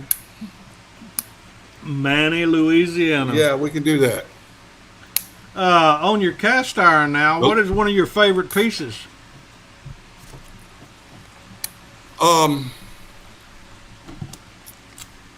My favorite piece is the Lodge 12-inch skillet because it's the most useful piece. Now, recently I got a field, and I've been using the field quite a bit, which is also a 12-inch skillet, but I still use the Lodge because the Lodge has a lid on it, and I got the Lodge well broke in. The field is lighter, though, and I've had surgery on my elbow, and I'm 50, and I can notice that I like the field a lot like I like my Lodge. I really do, but the field is much more expensive than the Lodge, but it's a lot lighter. So I like my field, but I've only had it a few months. I've had the Lodge nearly a decade and a half. Before that, I had some Chinese iron and that I used. I bought it at Sam's Club. That's like a wholesale club, kind of like Costco we have around here, from Arkansas, right? Sam's. And I bought it, this Chinese iron. I'd used it for several years. And one day I had it on the stove because I was re-seasoning it or rubbing some oil on it or something and had it heating up on the stove and whatever. And I forgot. And I went and sat down and watched about 2 hours of television with my wife. And all of a sudden we heard in the kitchen, crack! And went in there and that cast iron had split in half. Because I'd left it on the stove, But I didn't cry much because I knew it was Chinese iron from Sam's Club, right? Though I had it good and seasoned and I'd cooked in it. See, this would have been about 2009, and I'd had that skillet from around 2000 or 2001. I'd had it about 9 years, And I had it good and seasoned. And no, this was up in... Yeah, so it wasn't 15 years ago, 2009. How long ago was that? 13 years ago? 12 years ago? 12 years right? ago, yeah. 12 years ago, yeah. So, all right, so I've had the skillet 12 years, I guess, the Lodge skillet 12 years. Had to be 2009 because I remember what program we were watching. And I remember where I was living, and I wasn't living there in 2008. So, yeah, that's when it was. Anyway, so it cracked, and I said, I get to go buy another skillet. And my wife's like, get to buy another. How much are they? I said, $23.99. She says, how you know it's $23.99? I said, because that's how much they sell them for, $23.99. And I went the next day and bought my Lodge skillet. And up until I got to field a few months ago, I cooked in that Lodge skillet almost every day. And I still cook in it quite a bit because it's got a lid. I've got 2 lids for it, a glass lid and a cast iron lid for it. Yeah. And my other piece is I got a Lodge Dutch oven, not a camp Dutch oven. It's just, like what people might call a bean pot or something. In fact, it's right here. Hold on. It's right here, this one. Yeah. All right, I love this thing. Yep. And it's a good jambalaya pot, and the lid fits the skillet. And so those are my favorite because they're the most important. But I've got some other favorites. I've got some favorites because they're antique. I've got some favorites because they're unique. I'm not against Chinese iron either. A lot of people are, but it depends on where you buy the Chinese iron. Like I like Cajun Classic stuff because they sell their stuff in a mom and pop hardware store. They don't sell in big box stuff, and it's only around here in South Louisiana, but you can find it in like a locally owned grocery store or locally owned hardware store or locally owned whatever. and I'm not buying it from some big box thing. So people say, well, you're buying Chinese iron. Well, what's better, to buy American-made Lodge stuff and order it on Amazon and have it delivered, or buy a piece of Chinese iron from a local mom and pop place where the people are trying to just make a business? Yeah. Does that make sense? So let me show you this piece here. I'll be right back. All right.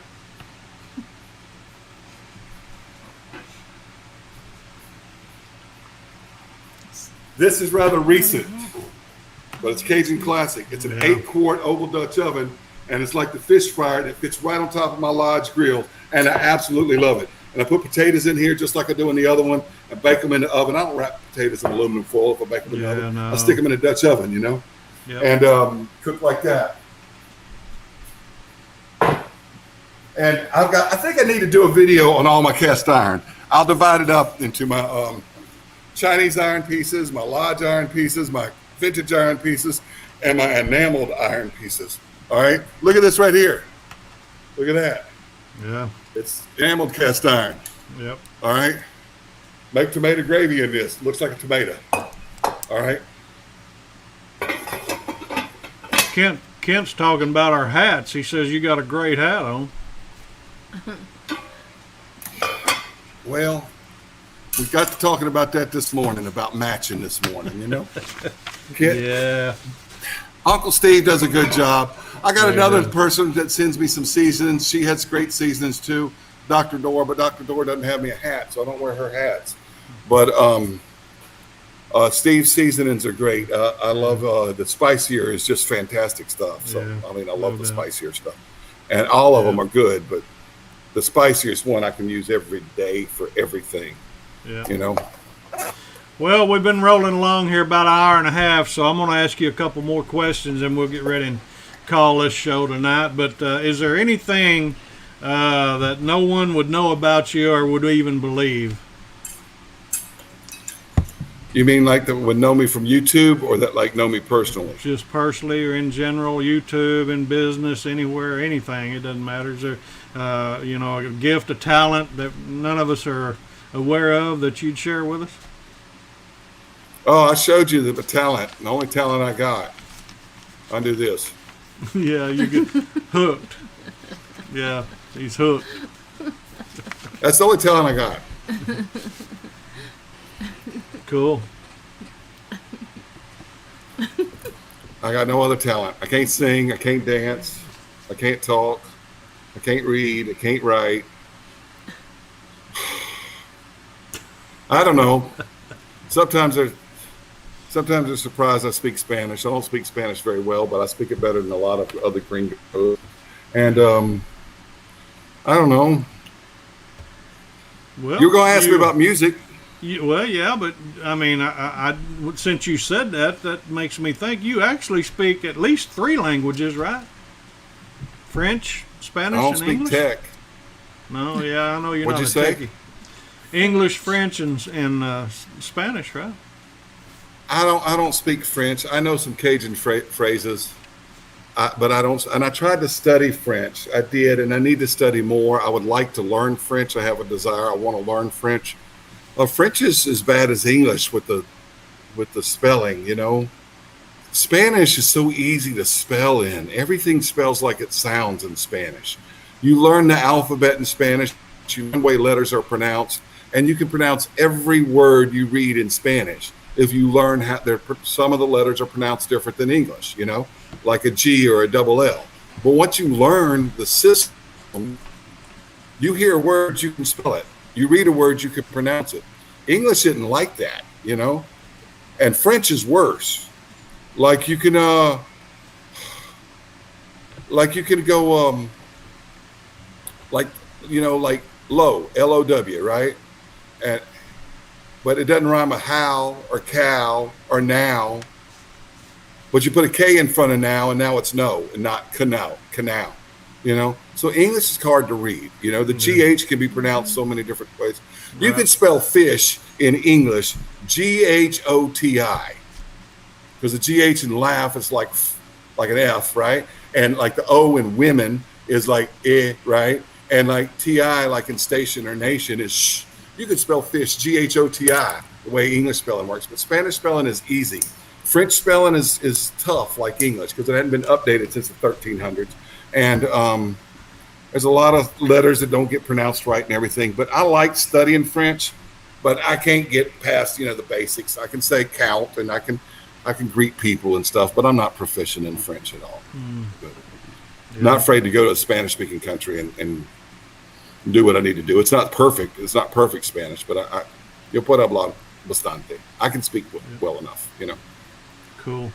Well, on a serious note, can you share with us what you're most grateful for in life right now?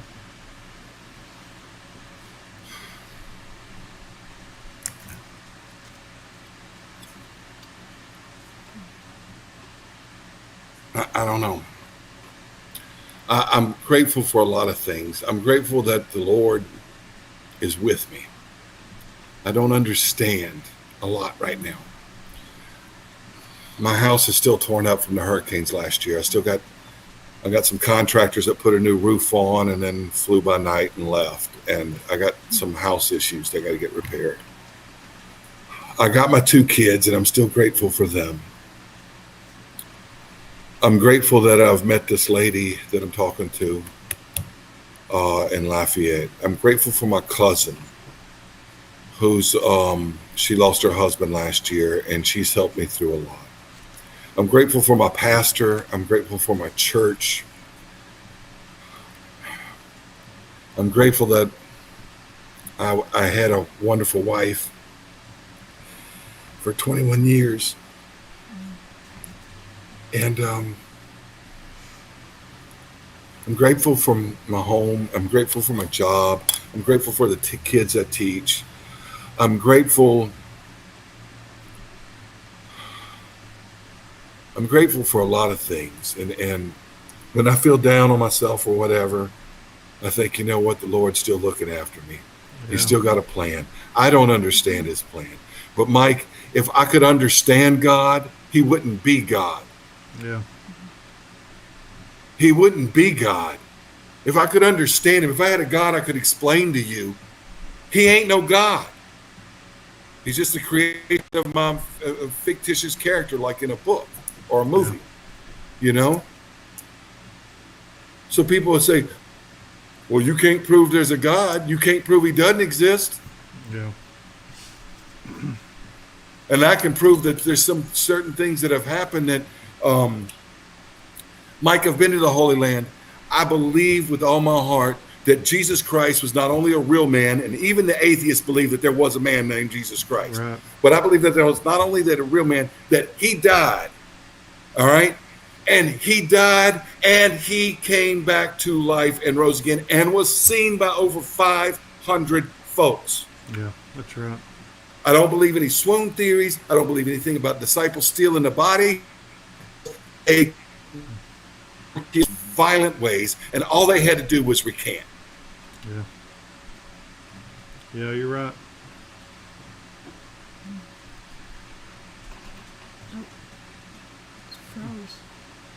Yeah, he's locked up on me. You there, Lou?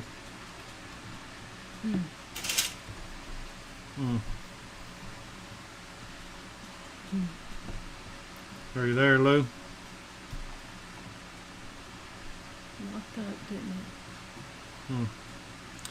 Well, we'll wait for Big Lou to get back here. It was getting good about that time, but so Lou, if you can still hear me, we're hanging in here, man. You may have to log out and log right back in if you don't mind, and we'll try to wrap this show up a little bit. But go ahead and just log back in. We'll get you back in here. So, folks, we apologize. That's part of live shows. It's going to happen from time to time. We're dealing with the internet, and of course, when he got to testifying there a little bit, I kind of believe he had an adversary that didn't want anybody to hear it. So that's my 2 cents on it there. But anyway, we know the truth, and the truth will make us free. And so we certainly appreciate him testifying, sharing his faith, and what's helped him get through such a time that none of us can, well, I say none of us, I don't know that for a fact, but many of us have no idea what that would be like. Teresa and I both talk about it pretty regular. When you get over 50, which I'm 57, she's 54, but when you get that age, you know, you think about it when we get phone calls all the time, you know, about friends and even family, you know, that are our age, just all of a sudden just, you know, are gone. And so it makes you think about life. It makes you think about life after death. And so, you know, it's something that I certainly appreciate him sharing his heart with us. And I know he'll be back here in just a minute. He just sent me a message. So as soon as he gets logged in, we'll get him back in here and let him finish his, you know, the last part of his show. But, you know, Big Lou is a great guy. He's taught us quite a bit. I think if you follow his channel, if you've not, you know, I just want to put a plug in here. That's the reason why I wanted to get him on, get to know him a little better, and let everyone in our group know him better. If you've not yet been over to his channel, be sure and go do that. Check out his videos, and be sure and leave him a comment. If you've never watched any of his videos, be sure and tell him you've seen him on Mr. Cast Iron's channel, and I know he'll appreciate that. Give him a thumbs up, and certainly subscribe if you have not yet. But he's a good dude. He loves to cook. He does some great recipe videos. You know, he's got a big heart, you know. He's got a great voice for video. He's got a great voice for radio, and we really appreciate him so much. So anyway, with that said, I just want to share something with you real quick while we get him back on. I've got let's see if I can do this here. Next week is the 4th of July. We're going to probably take that day off and celebrate the 4th of July, Independence Day, with some friends of ours from our church, and we usually do. Then the weekend after that, the Sunday after that, we're going to have Eric from Cast Iron Chaos, and so we'll get Eric on here on the 11th. The 4th of July, like I said, we're going to be at home. Lou, you're going to have to mute your phone. Then the week after that, we got Bill with Maple Cook coming on July the 18th. The 25th is open. I'm in talks with Kent with Daddy Dutch, possibly rescheduling. He was supposed to be on tonight, but some other things come up. So we've got the 25th open right now as we speak. Richard with Cajun Our New Barbecue is going to be on the 1st of August. The 8th is open, and then we're going to have Simply Wendy. Wendy's going to be with us on the 15th, and so we've got a few other dates open. So with that said, we've got Big Lou back, and I'll get back to our show here and let him finish. But Lou, I was just telling our crowd that, you know, when it was getting good, you were starting to tell the truth and share it with us, and we had an adversary that certainly didn't want us to hear that, but we appreciate you. I live in the country, and I don't use satellite internet. I use there's a cell tower about a quarter mile from here, so I get good cell service. So I use the hotspot for internet, and this thing died right about that time, and I don't think that was coincidence either. You were asking me what I'm grateful for. Listen, I fully believe that there was a man named Jesus. I believe he died, and I believe he resurrected. You can call me crazy, but I believe in the resurrection of Jesus Christ. I believe that the early apostles were killed in the most horrific ways, and all they had to do was recant. Now, people will die for a lie if they believe the truth, but people won't die for a lie that they know it's a lie. If they knew they had stolen the body, they would not have died in the way that was. All right, Peter was one of the ones that first come to the tomb. He died in the most horrific ways, and all he had to do was recant. And he was crucified upside down. Yeah. All right. And people talk, well, you know, the world was created this way, or the world was created that way, or whatever. Okay, that doesn't matter. Jesus said the Bible was true. Why do I believe it? Because I believe he rose from the dead. It's a pretty good trick. You get up and start walking around 3 days. I'm sorry for taking this down to preaching, but you asked me what I'm grateful for. I'm grateful for the Lord. I don't understand what he does. I don't know why he does what he does. And I've been through the hardest time in my life these past 9 months. But I know he's God. Yeah. And if I could understand him, he wouldn't be God. You know, I live in Louisiana. The capital is Baton Rouge, all right? And that Baton Rouge is French for red stick. I know that much French, right? And what it was a big totem pole type thing that the natives worshipped and met there and stuff, you know? People worship all kind of things. But Yeah. I truly believe that I'm worshiping the right one. I just believe the evidence there. My trip to the Holy Land in 2013 was fantastic. I was already a believer, but I came back a much stronger believer. Just the walk where he walked. If you ever get a chance to go to Israel, do so. Yeah. It's an amazing experience. You will come back stronger in your faith than you went before. I'm sorry if I'm offended anybody. I don't care. I don't care. No You know? apologies needed here at all. I appreciate You sharing can your tell. heart. I'm a libertarian politically. Okay, I believe you can do what you want to do. All right, I think people have the right to be stupid. You know, I really do. I think people have the right to be stupid. But there's all this cancel culture and stuff that's going on. Okay, somebody doesn't agree with you. Give a counter argument as to why you're right and they're wrong. Don't cancel them because they have a different opinion. You know? Right. And you could say whatever you want to about whatever you believe is all cool, but if it's Christianity, you got to shut that down. I'm sorry for taking your thing, taking your show to a different level, but you asked the question, Mike, what I'm grateful for, Yeah, and so I have glad- to say it. My I'm kids are glad at you church did. right now. You know, Yep. Yeah. And we appreciate sorry to get all you being preachy, here. and I'm sorry got cut off. We didn't even get to talk about music. You asked the other guys music, and we asked the Yeah. other guys everything. But now you see why nobody else has ever invited me for an interview. Hey, we'll See have why to do Rice it are quit again. It's interviewing not. people. I wouldn't invite you again. I'd like to invite you to answer some of these questions that we didn't get to. How about that? Well, why don't you ask what kind of music I listen to? Yeah. Well, what kind of music you listen to, Lou? I just got to know that. Two more questions, and that's one of them. What?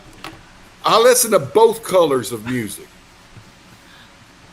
Both colors, Yeah. bluegrass and red dirt. There you go. All right. Give us some examples. What's some of your favorites? Oh, I like bluegrass a lot. I really do. And I grew up listening to heavy metal and rock and old time country and Waylon, and I was a mullet haired headed redneck in the '80s. Listened to country and outlaw country and heavy metal, but I listen to bluegrass mostly now, and I listen to some red dirt music. I like Doyle Olsen and Quicksilver a lot. That's my favorite. One of my favorite things. I like a lot of the women in bluegrass, Sarah Jaros and Sierra Hull and Mean Mary and Rhonda Vincent and even Alison Krauss. She's been around a long time. A lot of those sounds. I like some red dirt, a good bit of red dirt music, and I like Robert Earl Keen a lot, stuff like that. And so that's what I listen to if people want to know. And I listen to Southern gospel a lot. I love Karen Peck and New River, and that's one of my favorite acts in Southern gospel genre there. So anyway, I'm sorry. I wanted to take it to a lighter level. You got me all preachy there for a minute and love angry, it. but that's what I'm grateful for was God. Billy's I don't know if asking anybody put amen. Yeah, go ahead. I don't know if anybody put an amen in the comments, but Oh yeah. if they There, didn't, but I yeah, guess they I won't did. quit Yeah, YouTube to the preach. gospel. Well, let me just answer Billy real quick. He's asking if you got a video, I'm assuming, of your trip to Israel, and if so, can you make a video of it? But I want you to look at some of these here. Daddy Dutch says, preach the gospel, Big Lou. Papa Texas says, speak it, God is awesome. Billy says, amen. All right. Papa says, we're going to cry on this answer. So, yeah, everybody was feeling it. And, I mean, Lee says, amen. Okay, thank you. 'Cause I got so cut off. I didn't get to see all that. Thank you Yeah. very much. Appreciate Yeah. that. we certainly appreciate that. And don't apologize for that, man. That's your heart, and we enjoyed that for sure. I've got two more quick questions for you, and we're going to call this a night. If you were to win the lottery, what would you do with the earnings? I'm Baptist, man. I can't buy a ticket. Well, I don't buy that either. What would I do with the earnings? I would fix my home. I would fix my home. I would donate some to folks that needed charity. I would donate probably to disaster relief organizations, especially hurricane disaster relief organizations. I would certainly donate to Southern Baptist Disaster Relief, which is the third largest disaster relief organization in the country after Red Cross and Salvation Army. But yes, I would donate to them too. Any disaster relief organization I would donate to, because I've been through some disasters this past year. And 15 years ago, I remember the disasters of Katrina and Rita real well. And whether it's a hurricane, an earthquake, a tornado, wildfires in California, whatever, I would donate to disaster relief organizations, because when people are hurting, people are hurting. Yeah.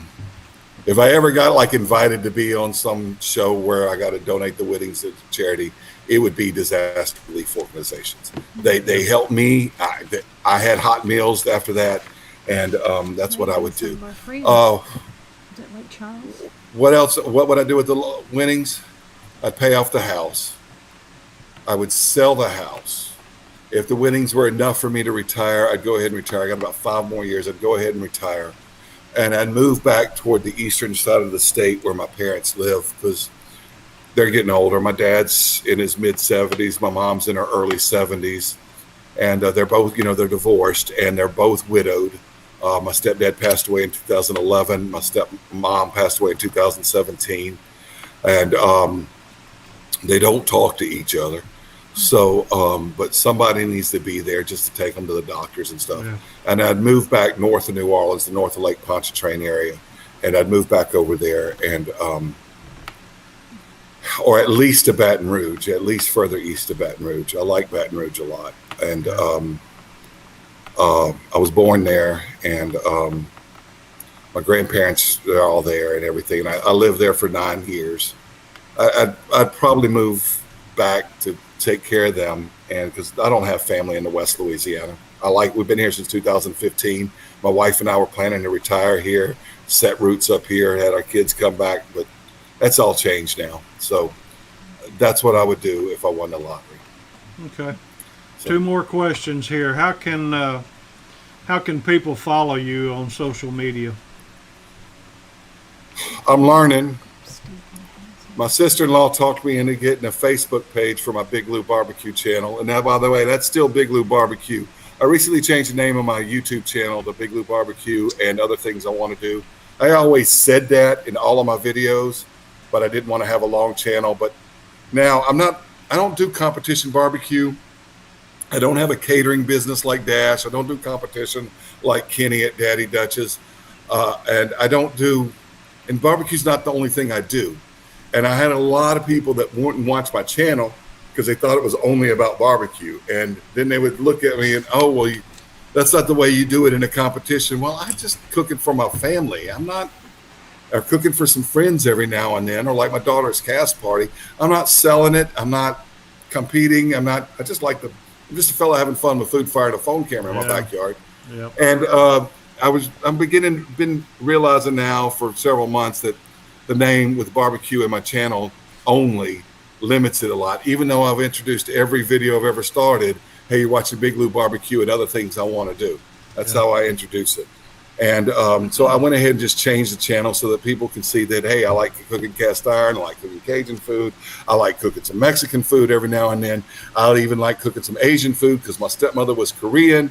And I learned a little bit from that, And I like to cook all kind of things, and so I recently changed it. But Big Lou on Facebook is Big Lou Barbecue, and my girlfriend, she recently told me I needed Instagram. She had to show me how to use Instagram because it's different than Facebook, and it confused me, and it frustrates me. It makes me want to throw the phone up against the wall because it's not the same as what I know.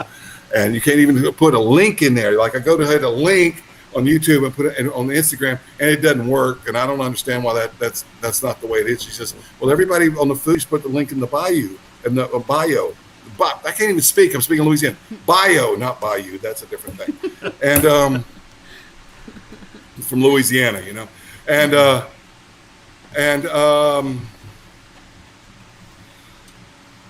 what's he want to send me? Stickers, Billy? Yeah, I got to get some stickers. I'll send you some stickers. Billy, you email me. I've got my email on my YouTube about page. My email's there. All right, and I'll tell you, my email is for a good Gmail is biglou.dos. All right, at gmail.com. When I set up my YouTube channel 4 years ago, I typed in Big Lou. They said that's already taken. I said LEW instead of LOU. Yeah, it's already taken. And I said, okay, well, I'll do Big Lou 2 with the Roman numbers 2. That's already taken. So I'll do Big Lou 2 with the Arabic number 2, a regular number 2. So I'll do Big Lou 2 TWO. Well, that's already taken. So I said I'll do Big Lou in Spanish, Big Lou dos, which is Big Lou 2. All right,